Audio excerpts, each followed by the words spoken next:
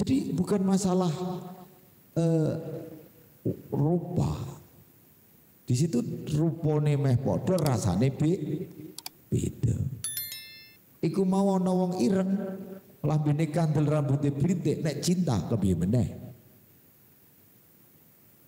Carane bahasa cinta tai kucing rasa coklat. Nah, cinta itu kebutaan. Cinta itu kegilaan. Itu bahasa syair, bahasa puisi. Tapi itu kan mutasabih. Nah, kalau bahasa kitab itu kalau Quran itu mutasabih, itu perumpamaan. Oh ya pocah temenan. Ada orang ini, belahlah dadaku, lihatlah jantungku. Penuh dengan namamu. Apa itu mbok belah ngono? Ayo mati ya pacarmu. Nang mlebu rumah sakit. Itu kan bahasa perumpamaan. Dik, kamu minta apa selalu ku beri. Asalkan jangan matahari dan bulan. Oh, ngono ku bahasane ku. Padahal kan matahari dan bulan liyane ana bintang-bintang. Tapi itu kan bahasa cinta. Bahasa orang gila. Kan begitu. Bahasa orang mabuk. Bener enggak? Ngerti yang mengalir yang namanya arak di surga itu. Memabukkan kan, tapi tidak memabukkan kayak arak itu. Orang cinta itu loh, ya seperti itu, mabuk, tapi tidak mabuknya arak. Mana loh? Surga itu seperti itu, bayangannya adalah orang yang cinta mengalami kegilaan. Yang gilanya itu tidak seperti gilanya orang dunia. Nek gilanya orang dunia hilang akal. Tapi gila nikmat itu beda dengan gila hilang akal. Gila nikmat itu luar biasa. Sampai gila nikmat itu ketemu wong ayu terus I love you full nah, gitu loh. Wes pokoknya jenengan iku kira-kira ketemu wong ayu wis ora ana masalah dunia. Duit ATM iki sak miliar. Sandinge wong ayu, sugih, I love you. Wis pokoke iku kegilaan iku. Sing mbok lakoni iku ora masuk nalar. Ora masuk nalar dunia milik kita berdua. Liyane ngontrak. Ngono piye? Dianggap tutu ngono lho. Itulah kegilaan. Kegilaan itu seperti itu. Bahkan di surga itu tidak seperti dunia. Nah, dunia ada batasan-batasan. Di surga tanpa batas. Tahu enggak kalau ada orang pacaran kadang-kadang di umum, ya kan? Itu tidak tahu kiri kanannya enggak ngurus. Wasik kayak gini, ya kan? Dia tidak mengenal batas. Dilihat orang ya enjoy saja gitu. Mau santai, bangga deh. Bangga dilihat itu bangga, asik gitu. Terus wasik kayak. Dia menikmati benar-benar fokus. Maka walaupun di surga itu berbeda-beda, artinya ada kesamaan tapi berbeda. Kau ngerti gak ono wong pacaran wong telu ngono iku? Rupane yo ayu kabeh. Ning beda problematikanya. Siji rupane ayu, problemnya ra ndek. Siji rupane ayu, problemnya apa? Ora disetujui wong tuane. Siji rupane ayu, problemnya apa? Nikah 2 tahun kasih problem. Ujian sekolah ngono iku. Itulah rupane bodoh tapi cara menikmati berbeda, rasane beda. Itu surga. Karena psikologinya bagaimana gitu loh. Dan surga itu dibangun di dunia ini, bukan di akhirat, bukan. Surga itu dibangun di dunia ini. Siapa yang tidak membangun surga, gak akan ketemu surga. Betul itu. Orang setelah mati itu tidak ada yang namanya membangun. Dia menunggu penantian dari anak soleh, sedekah jariyah, ilmu yang manfaat itu, yang menemani. Kan begitu.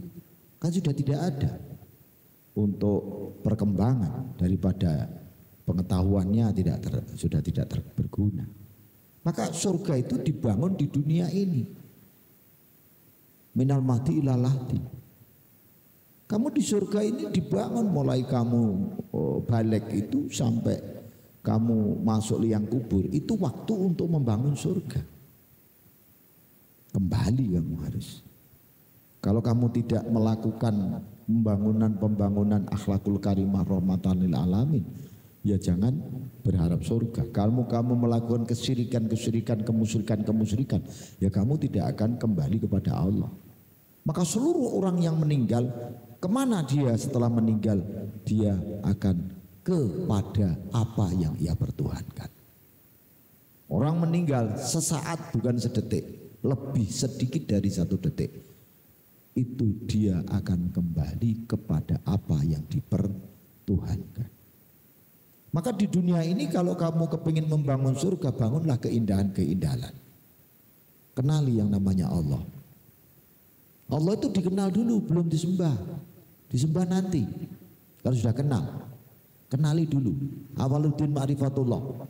Kenali dulu. Setelah engkau kenal, baru engkau sujud kepadanya. Sujud itu ngeladeni. Sujud itu ngeladeni. Perintah Gusti Allah apa? Oh, surat Al-Baqarah ayat 43. Diperintahkan sholat. Itu di surah Al-Baqarah, sholat dan zakat itu diterangkan pada ayat 43 di surat Al-Baqarah. Perintahnya sholat, zakat. Perintah. Itu sujud, melakukan perintah itu sujud. Dalam bahasa Robbaniyah itu disebut sujud. Usjudu li adama fasajadu ila iblis. Iblis itu disuruh sujud kepada Adam, bukan sujud batu di templekno mol iblis terus jin iblis dikon sujud batu diselehno ning ngisor nyembah Adam, boten. Tapi melakukan perintah Allah itulah sujud. Disuruh memberi penghormatan kepada Adam karena Adam mengandung roh. Ditiupkanlah roh melalui malaikat Jibril. Disitulah Allah memerintahkan iblis bersujud. Tapi di saat itu iblis tidak paham kalau Adam mengandung roh. Itu nggak paham dia. Dulu kan dia makhluk yang taat. Dulu. Tapi ketika Adam timbul, dia iri, dengki, sombong, takabur dia akhirnya.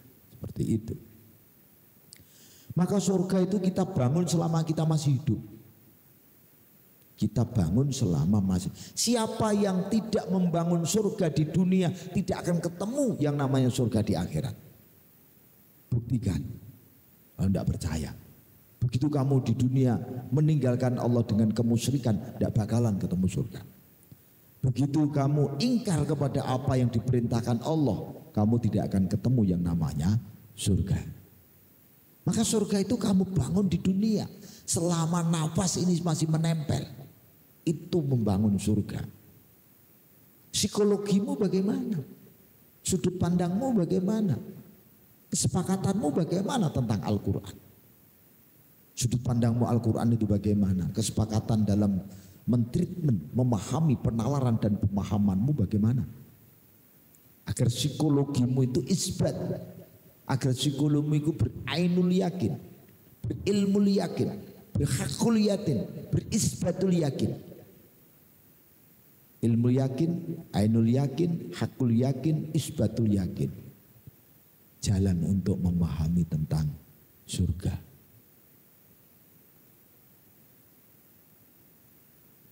Di situ psikologimu tentang ilmu yakinmu seberapa? Psikologimu dalam ainul yakinmu seberapa? Psikologimu dalam hakul yakinmu seberapa? Psikologimu dalam spiritual isbatul yakin berapa? Itu mengenal yang namanya surga. Kamu sendiri yang membangun surga. Allah menghendaki. Kamu yang membangun surga, Allah yang menghendaki. Apabila kamu tidak mau merubah nasibmu, Allah juga tidak merubahnya. Clear ya? Kalau surga itu dibangun di dunia. Tapi kenapa kamu merindukan besok? Sedangkan saat ini, sekarang kamu tidak membangun. Tidak mengawali. Siapa yang tidak mengawali, jangan cari garis finish. Siapa yang tidak mengawali, jangan berharap engkau berhasil. Maka surga harus kamu awali. Membangun surga diawali. Bismillahirrahmanirrahim. Allahu Akbar. La ilaha illallah. Wallahu Akbar. Surga dalam keterangan itu pintunya itu adalah kalimat la ilaha illallah Muhammadur Rasulullah. La ilaha illallah itu berada pada rasamu, bukan ucapanmu. Kalau sekedar ucapan itu patak warak, tapi la ilaha illallah tanamkan pada rasamu, kalbu itu. La ilaha illallah. Maka kalau kamu kenal la ilaha illallah akan muncul subhanallah. Muncul sendiri itu. Subhanallah. Engkau kenal la ilaha illallah, maka engkau kenal subhanallah. Itu makanya ada, saya mengajarkan zikir subhanallah walhamdulillah wala ilaha illallah wallahu akbar. Pahami itu mengenal surga. Pahami yang sungguh-sungguh bertasbih. Kamu akan mengenal surga, mengenal Allah, mengenal malaikat-malaikat Allah dengan bertasbih itu. Tapi bukan di lisan. Masukkan pada rasamu. Sehingga kau kenal perasaanmu. Rasa itu tenang. Rasa itu kedamaian. Rasa itu tanpa gerakan. Rasa itu. Perasaanlah yang bergerak. Maka rasa itu kosong. Rasa adalah ruang yang kosong. Dan rasa adalah kekosongan. Dari ruang kosong menuju kekosongan itulah rasa. Tapi perasaan adalah isinya. Sampai niku nok gegeri sampai ono semut, iku ono rasa sik. Perasaanmu mentreatment mensintesa, memahami penalaran dan pemahamanmu dari jiwamu yang makan kaweruh, jiwamu yang menyerap mendownload daripada kaweruh-kaweruh itu tadi. Apakah yang di punggung saya ini semut, apakah yang di punggung saya ini ulat? Itu dari pengetahuan. Itulah sang jiwa yang memahami dengan keadaan yang ada pada punggungmu. Perasaanmu bergerak mengenal apa itu. Tapi kalau jiwamu tidak pernah kenal, maka engkau bertanya, apa ini? Kayaknya apa ini? Tapi dengan pengalaman-pengalaman dan kejadian, peristiwa-peristiwa, wong kowe iku mau beresik-resik terus nek gegerem ana gremet-gremet ana semute. Walaupun kamu tidak melihat tapi makrifat. Karena apa? Dari pengalaman, kejadian, pemahaman dan penalaran dari beberapa perilaku-perilaku kaweruh yang dimakan oleh sukma. Sukmamu itu makan kaweruh. Kalau Ghazali Pak Hafid Quran gitu, itu kaweruh dia makan itu, makanan rohani itu. Bukan jasmani. Takoi, ndek piyambake niku maos Quran 30 juz sedina. Ane ndek jasmani ini gak dipakani ya ngelak ya ngeleh. Karena itu bukan makanan jasmani, itu makanan rohani itu. Membaca Quran itu makanan rohani. Siapa-siapa yang membaca Al-Quran kemudian rohaninya itu buta, maka dia tidak membaca. Hukumnya di hadapan Allah tidak membaca. Itulah yang dikatakan besok di zaman akhir orang membaca Quran seperti minum susu. Karena dalam membacaannya perasaan dan rasanya tidak sampai pada kolbunya. Dia cukup membaca saja, hafal. Tapi kosong, tanpa ada asar. Hanya dia menikmati lirik, ritme, intonasinya, tapi tidak paham akan maksudnya. Hanya sebatas tenggorokan, paling naik sampai akal, naik paling sampai mata telinga, itu saja. Sama sekali tidak ada yang namanya gelombang frekuensi, gelombang getaran, gelombang cahaya di dalam kolbunya. Sehingga dia membaca, setelah membaca tanpa ada bekas, tanpa ada asar. Bermoco Quran yang serambi masjid dia tetap ngerasani. Pada baru selesai saja dibaca, baru selesai saja ancaman daripada orang-orang yang hibah itu dibaca terang-terangan. Tapi begitu ditutup Al-Qur'annya, mik diletakkan, berjalan ke serambi, dia melawan apa yang dia bicarakan. Disitulah dikatakan zaman akhir banyak orang membaca Al-Quran tapi sebatas tenggorokan. Seperti itu perumpamaannya. Tidak sampai pada kolbunya, tidak sampai pada rasa dan perasaannya. Rasanya hanya rasa pendengaran, rasa hanya rasa penglihatan mata lahir, rasanya ada pada pemikiran, dalam pikirannya saja. Tidak sampai pada kolbunya. Dia hanya tahu tapi tidak paham. Karena pemahaman dan penalaran itu antara kolbu dan hati itu bersinergi. Ketemu yang namanya rasa dan perasaan. Maka mengenal yang namanya physical body, jasad.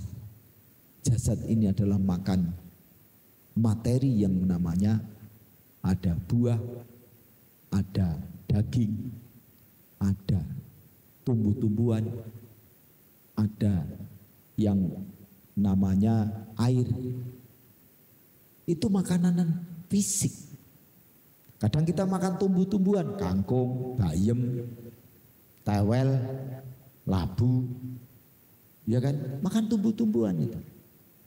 Kadang-kadang itu makan sawi, kadang-kadang kita makan apa lagi? Daun singkong. Itu tumbuh-tumbuhan kita makan. Ada buah-buahan, ada binatang. Yang kita makan itu ada air. Itu untuk tubuh. Tapi jiwa beda. Jiwa enggak makan itu. Nah, jiwa makan kawero. Sukma-sukma kita itu makan kawero. Itu jiwa. Akal kita sebenarnya diberi akal. Itu Allah tidak memberi pikiran. Tidak. Manusia lahir diberi pikiran. Tidak. Manusia lahir diberi akal. Untuk sifat terpuji. Adapun sifat batil itu dari nafsu manusia. Manusia sendiri yang bikin batil itu, bukan Allah. Allah tidak pernah membuat batil. Tidak ada sifat Allah batil itu, tidak ada. Sifat Allah batal itu betul ente. Maha pencipta ya, Maha Jaroman Rohim ya, Maha sabar ya, Maha halus, Maha besar. Semuanya kebaikan, sifat-sifat terpuji. Maka akal itu sifat terpuji. Tapi hijab berada pada pikiran. Maka pikiran boleh dipakai tapi untuk sifat terpuji. Pikiran boleh dipakai hanya untuk sifat terpuji. Akal boleh dipakai hanya untuk sifat terpuji, bukan yang tercela. Ini membangun surga. Psikologi akan terbangun sendiri. Kamu tidak usah nyari beli longan itu, jangan. Pak, saya pengen beli longan. Tapi enggak sama balenya. Enggak sama bayangnya. Ya enggak bisa. Wong tuku balik nek di tempatno bener sing ndokok bener ana longane. Tapi kalau nek ndokok balik iku diwalik ya mbok golek longane gak ana. Maka carilah yang namanya jiwamu, akalmu, rasamu, perasaanmu, kenali. Di situ jalan untuk mengenal Rabbmu, mengenal Tuhanmu. Kalau orang sudah tidak memakai rasa dan perasaan, itu tanda-tanda orang tidak iman. Diragukan imannya. Jelas kalau saya, orang yang tidak menggunakan rasa dan perasaannya, dia kehilangan imannya. Orang yang meninggalkan sifat terpujinya, dia juga kehilangan imannya. Orang yang membuat kerusakan dalam namanya sendiri, dia juga tidak punya iman. Sederhana itu.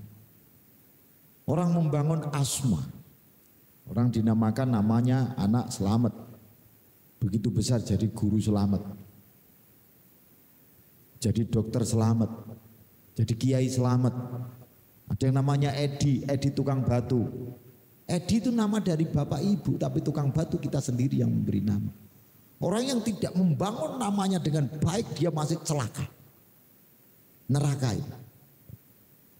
Orang yang tidak bisa membangun namanya dengan baik, menjadi soleh atau solihah, lakop itu celaka. Itulah jalan neraka. Setiap orang yang tidak bikin namanya pribadi tidak baik, itu neraka. Kalau nama orang tuanya bagus, Syarifuddin, tapi bareng akhlaknya itu memberikan nama sendiri, iku lakune nyopet, Syarifuddin copet. Begitu Syarifuddin itu mengenal dirinya, membuat nama untuk dirinya, seorang kiai, Syarifuddin kiai. Cara berpikir itu seperti itu, memahami apakah teman kita itu orang baik dan orang jelek, jangan dilihat di situ. Tinggal lihat aja apa akhlaknya. Saat ini sekarang. Yang kemarin-kemarin tuh jangan ditarik. Karena ada yang namanya taubat. Saat ini dia baik ya baik. Gitu loh. Karena itu adalah asma. Nah, Syarifuddin itu dengar pengajian linggih, ndok ngarep pisan jejer kiai mosok mbok arani copet Syarifuddin. Kan enggak. Gitu kan? Doanya enggak seperti itu. Semoga Syarifuddin istiqomah. Enggak gitu doanya. Kamu sudut pandangnya Syarifuddin orang yang baik. Maka bisa dilihat orang itu baru membuat asmanya apa. Kalau membuat asmanya batil, jelas neraka itu. Itu dia berjalan di neraka, bukan berjalan di Shiratal Mustaqim. Tapi berjalan pada maghdubi alaihi, pada ghadab, siksaan itu. Itulah yang disebut neraka.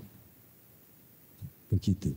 Karena dia melukis atau menulis sejarahnya yang tercela, menulis namanya yang tercela. Itulah neraka. Kemudian setelah orang itu memahami tentang insan dirinya, maka memahami akal. Apakah akal yang dia pikir itu terpuji? Apakah dia golongan orang yang bersyukur diciptakan oleh Allah? Apakah kufur? Keakuannya yang tinggi itu yang kufur. Kufur itu apa-apaku, aku. Orang lain itu dia dianggap. Dia tidak bisa menerima solusi. Itulah keakuan. Ego. Dan ego itu adalah perbuatan iblis. Kecilnya ego adalah perbuatan setan. Siapa yang memelihara ego? Dia memelihara binatang, makhluk-makhluk neraka. Siapa yang memelihara ego? Dia memelihara makhluk-makhluk neraka. Yang besok akan memakan dia yang menyiksa dirinya sendiri. Maka Allah tidak maha penyiksa. Yang menyiksa dirimu sendiri. Apa yang kamu perbuat? Itu keadilan dan kebijaksanaan Allah. Allah tidak maha penyiksa, tidak ada dalam sifat Allah. Allah maha penyiksa, Allah Rahman Rahim. Engkau ditunggu sadarmu, ditunggu tobatmu. Dan yang menyiksa adalah dirimu sendiri. Apa yang kau perbuat? Kamu membangun neraka, apa kamu membangun surga? Itu seperti itu. Kalau perumpamaan-perumpamaan dalam Al-Quran itu tidak kamu pahami, tidak kamu analisis, kamu tidak tahu. Tahu nurnya, sedikit saja akan luas pandangan. Maka jangan ada kamu berpikir bahwa Allah itu maha penyiksa, itu tidak ada. Yang menyiksa itu dirimu sendiri, pilihan. Karena kamu mengikuti perintah iblis itu loh. Kamu mengikuti perintah daripada syaitan, perintah jin-jin itu loh. Itulah kamu masuk pada neraka. Dan kamu bangun di dunia ini, neraka itu. Maka ada yang namanya anak, istri, itu fitnah. Ketika anak istri itu membangun neraka.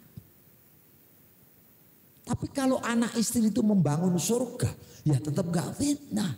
Sifatnya terpuji, pasti membangun surga. Tapi kalau anak istri tidak melakukan sifat-sifat yang tidak terpuji, kita yang menjadi suami adalah masuk nerakanya. Itu ditarik kita. Itulah al-malik. Wah, ditarik sama dijongkokno ning neraka, gelem gak gelem dipeso sampean. Kamu mengikuti apa enggak? Lah, mau dan tidak mau tergantung imanmu. Kamu mengikuti iblis, mengikuti setan atau malaikat. Kalau malaikat, letakkan nafsu. Sadari perintah Allah yang kamu pegang kuat. Apa sih diperintahkan Allah? Ya ibadah. Rasa dan perasaanku untuk mengenal Allah. Rasa dan perasaanku untuk mengenal Allah. Akal pikir aku untuk sifat terpuji. Jiwaku ku lukis, ku gambar menjadi jiwa yang soleh. Ragaku halalan, thayyiban, mubarakan. Itu sebenarnya. Yang lain di lain itu fitnah. Yang di lain itu hijab, yang di lain itu kemusyrikan, kebatilan. Ini kalau mengenal tentang surga. Apalagi kalau sampai walahum fiha azwajum mutahharatun walahum fiha khalidun. Di dalam surga itu ada azwajun, pasangan-pasangan, istri-istri. Ini bahasa azwajun. Mutahharatun yang suci. Suci ini kalau dalam keterangan Kang Ali tadi tidak haid.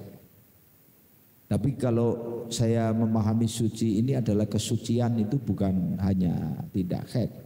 Tapi kesucian itu tidak bisa dinodai. Jadi kesucian itu tidak bisa dinodai. Allah itu tidak bisa dinodai.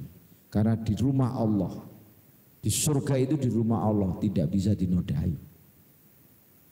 Bukan khed, tapi noda. Di surga tidak ada pembicaraan yang buruk karena tidak ada noda.